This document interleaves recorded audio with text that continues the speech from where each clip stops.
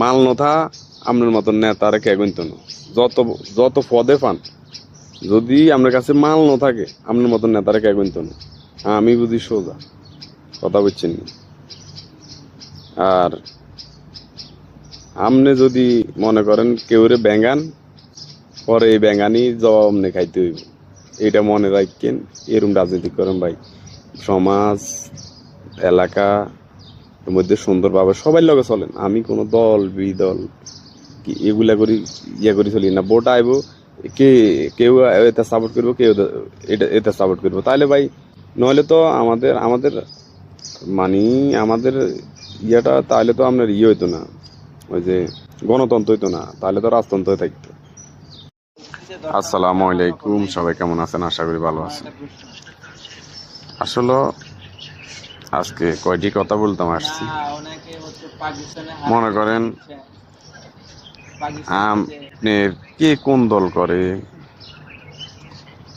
ওইটা আমি জানি না, আমি কাউকে কখনো বলি না এই ধরনের কথা, যে আপনি কেন এই দল করেন, আপনি কেন এই দল করেন না, বা হয়তো বোর্ডের সময় বা একখানে বইছি একজনের লোক একজনের হয়তো এইভাবে মুখে মুখে কইছি, কাউরে খারাপ ভাষা গালি দেওয়া বা রাজনৈতিক বিষয় নিয়ে বলতেছি, বা রাজনৈতিক বিষয় নিয়ে কাউরে গালি দেওয়া, কারোর লগে আমার এলাকার কথা বলতেছি, আমি কারোর সাথে রাজনৈতিক বিষয় নিয়ে রাগারাগি করা, আমি সবার জন্য বলতেছি কথাগুলো। আসলে এই বিষয়টা আপনারা একটু চিন্তা করি ভাই।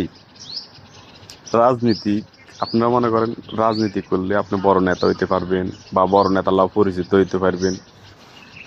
আমি আমাদের মধ্যবিত্ত যে ফ্যামিলিগুলো আছে না, যে ছেলেরা রাজনীতিকে মানে এখন বর্তমানে বেশি করতেছে,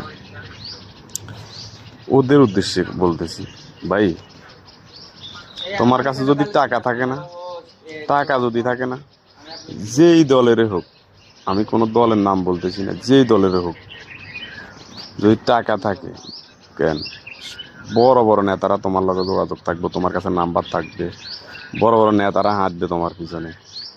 ভাই রাজনীতি করা মানে রাজনীতি কর বলতে মানে তুমি রাজনীতি একটা দল সাপোর্ট করো, বাস। এরকম কিছু করিও না যে এলাকার মানে এলাকা বলতে আমি পুরো আমাদের এরিয়ার কথাই বলি, বাজার বা সব কথাই বলি। আমার কথা হলো, আমার হে কি পার্সোনালি আমার কোনো ক্ষতি করছে? আর যদি ক্ষতি করে ওইটা হচ্ছে অন্য বিষয়। পার্সোনালি পার্সোনালি ক্ষতি যদি তোমার করে, ওইটা তোমাদের পার্সোনাল বিষয়, ঝগড়া করো, ওইটা হচ্ছে অন্য হিসাব। কিন্তু এরকম কাম করিও না যে মনে করো মানে নিজে পার্সোনালি জায়গা, বর্তমানে এই সমস্যাটাই বেশি।